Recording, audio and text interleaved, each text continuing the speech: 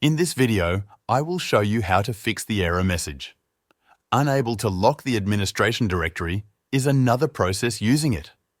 This error usually appears when you try to install or update software using the terminal in Ubuntu. Let's begin. First, open your terminal.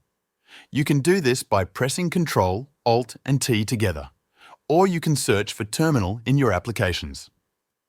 This error often means that another process is using the package manager. For example, the software updater or another terminal window might be running an update or installation.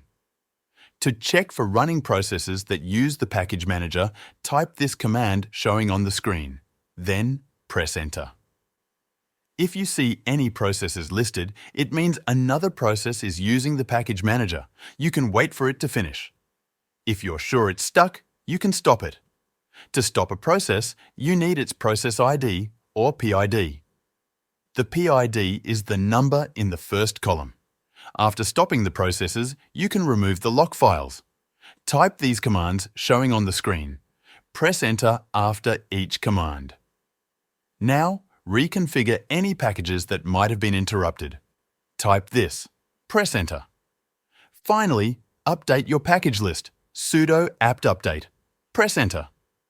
Now, you should be able to install or update software without seeing the lock error. That's it. You have learned how to fix the unable to lock the administration directory error in Ubuntu. Thank you for watching this tutorial.